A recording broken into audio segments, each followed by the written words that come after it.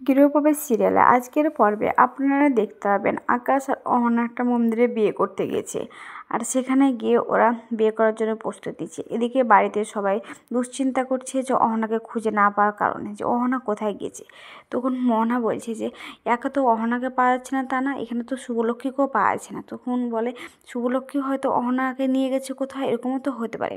তখন রূপ বলে যে কি শুভ কোথায় নিয়ে যাবে, শুভ তো বাড়িতেই ছিল। আর তখন আদিও বলে হ্যাঁ, শুভকে তো কিছুক্ষণ আগেও পর্যন্ত আমি বাড়িতে দেখলাম, আর তুমি সব কথা শুভর কাছে দোষ দাও কেন, দাঁড়াও আমি দেখছি বলে আদি শুভকে ফোন করে। আর ফোন করলে দেখা যায় কি বাড়ির ভিতরে ফোনের রিংটোনটা বাজে।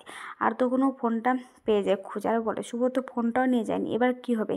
অন্যদিকে দেখা যায় যে ঠাকুরমশাই বলে আপনাদের এবার সব কিছু হয়ে গেছে, এবার আপনাদেরকে সিঁদুর দান করতে হবে, আপনারা সিঁদুর দান করুন এসব বলে। অন্যদিকে শুভ ওদেরকে হন্তদন্ত হয়ে খুঁজে বেড়াচ্ছে, কিন্তু কোথাও খুঁজে পাওয়া যাচ্ছে না। এদিকে দেখা যায় যে আকাশেন ওকে সিঁদুর পরাতে যাবে, ঠিক তখনই শুভ ওখানে চিৎকার করে চলে আসে কি অহনা বলে। আর তখন আকাশেন সিঁদুরটা পরানো থামিয়ে দেয়। আর শুভ ওখানে দাঁড়িয়ে দেখতে থাকে আর বলে অহনা তুই চুপ করে ওখানে দাঁড়া, বিয়ে করবি না। তখন আকাশ বলে ওই তো আপনার বৌদিতে চলে এসেছে, তো কী হয়েছে, আসুক আমরা আমাদের কাজটা সেরে ফেলি বলে অহনা মাথাতে সিঁদুরটা পরে দেয়। শুভ সব কিছু দেখে সত্ত্বেও কিন্তু কিছু ওখানে করতে পারে না। তখন শুভ সেখান থেকে ছুটে আবার আসে, অহনা এই বিয়েটা তুই করিস না, অহনা থেমে যায় এসব বলে।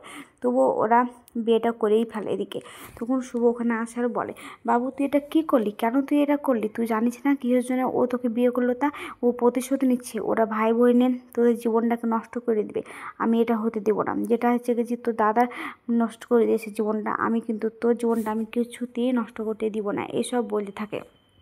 এদিকে রূপ অহনাকে ফোন করে, কিন্তু ফোনে কিছুতেই পাওয়া যাচ্ছে না, সুইচ অফ বলছে।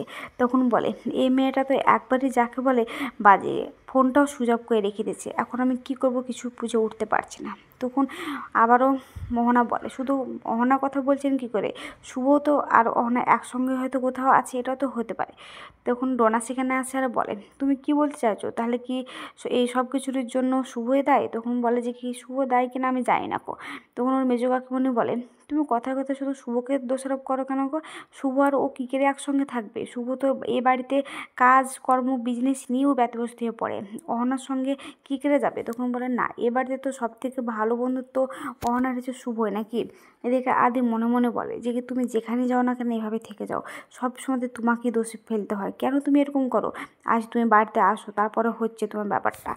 তখন শুভ মেজো কাকিমণি ওর মেজা কাকার কাছে আর বলে তোমরা বাড়ির ছেলেরা কি চুপচাপ এখানে দাঁড়িয়ে থাকবে, তোমরা কোথাও যাবে না খো, আর শুধু ফোন করছো আর শুভকে দোষারোপ করছো, এসব করছো তোমরা, তোমরা যাবে কিছু। তখন রূপ বলে মেজো ভাই কী করবো বল, এখন কিছু তো করতে হবে।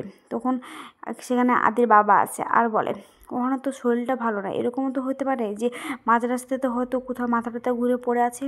তখন ওনার মা ভাবতে থাকে যে ওকে মাছ দিয়ে ভাত খেতে দিলে তো ওর শরীরটা খারাপ করে, কি অন্য কিছু কি হয়েছে, এসব কথা ভাবে। এদিকে ঠাকুরমশাই বলে আপনাদের বিয়েটা সুসম্পন্ন হয়েছে, এবার আপনারা বাড়ি গিয়ে সবার আশীর্বাদ নিতে পারেন, এসব বলে। তখন শুভ অহনাকে বলে অহনা এই বিয়েটা কিছুতেই হতে পারে না, আমি এই বিয়েটা কিছুতেই মেনে নেব না, তুই এই বিয়েটা বন্ধ কর, তুই এখানকে থাকবি না, আর তুই আমার সঙ্গে চল এখনই। তখন ও বলে যে কি ও যাবে মানে একটা কথা বলি হ্যাঁ।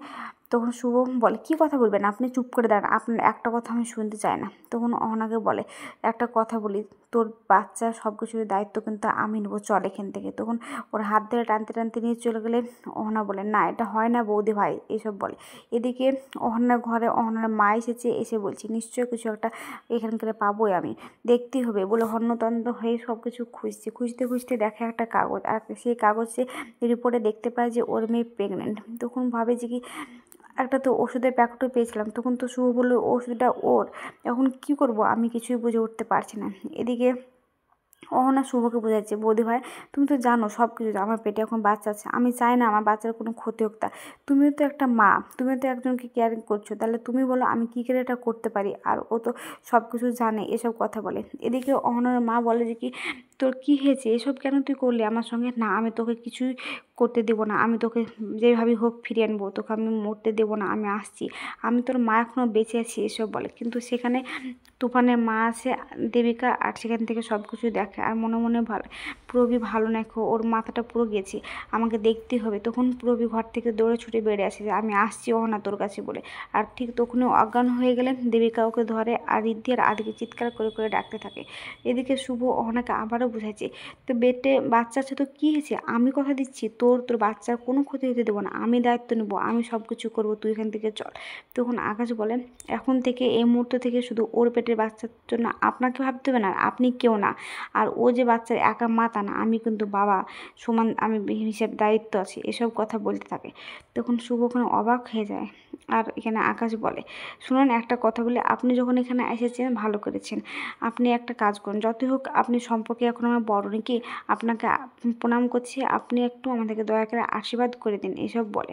তখন অহনা বলে, হ্যাঁ বৌদি ভাই এটুকুই করো। তখন আকাশ ওখানে ওর পা ছুঁয়ে প্রণাম করে, এদিকে অহনাকেও পা ছুঁয়ে প্রণাম করতে দেয়।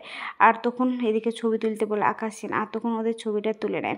আর ছবিটা তোলা হয়ে গেলে বলে, ঠিক আছে এবার চলুন, ও তো খুব অসুস্থ, বাড়ির দিকে আমরা রওনা হয়, বাড়িতে গিয়ে নিয়ে তো কিছু একটা হবে, ওকে এখানে বেশিক্ষণ দাঁড় করে রাখা যাবে না। আর বাড়িতে গিয়ে কী হবে দেখি আগে, এসব কথা বলে। নিশ্চয়ই আপনার মতো আমাদেরকে সবাই মেনে নেবে, আপনি যেভাবে মেনে নিলেন। তখন শুভ বলে, বাবু তুই কী করলি এটা, তুই তো জানিস ওরা কতটা খারাপ, কেন এটা করলি, তোর জীবনটাকে তুই নিজে হাতে শেষ করে ফেললি। কিন্তু এই ঠাকুরের সামনে একদিন ওর বোনকে বলেছিলাম যে ওকে আমি শেষ করে এখানে ছাড়বো, আজ এখানেই প্রতিজ্ঞা করছি, এই আকাশ সেনকে আমি শেষ করব। তখন শুভ ঠাকুরের সামনে যে আর বলে, এটা তুমি কি করলে ঠাকুর আমার সঙ্গে, আমি আর পারছি না আমি কি করব। তখন আকাশের মনে মনে বলে, এ তো শুরু, এবার দেখবে কি করি আর কি করি না, শেষ তো তোমাকে হতে হবে, খারাপ তো তোমাকে সবাই করবে, শাস্তি তুমি পাবে আর তোমার বর পাবে, এসব বলে। আগামভাবে দেখতে হবে শুভ বাড়িতে এসেছে আর সবাইকে বিয়ের কথাটা জানায়। তখন অহনার মা রেগে গিয়ে শুভকে বাড়ি থেকে বের করে দেয় আর বলে, আজ থেকে এ বাড়ির দরজা সবসময় তোর জন্য বন্ধ। তখন শুভ একা রাস্তায় হাঁটে আর বলে, আজ থেকে নতুন করে আমি জীবন শুরু করব। তো আজকের পর্বটা কেমন হয়েছে, যদি ভালো লাগে তাহলে কমেন্ট, শেয়ার, সাবস্ক্রাইব করবেন। আর হ্যাঁ, ফেসবুক থেকে দেখলে অবশ্যই ফলো করবেন, আর ভুল হলে আমাকে ক্ষমা করবেন।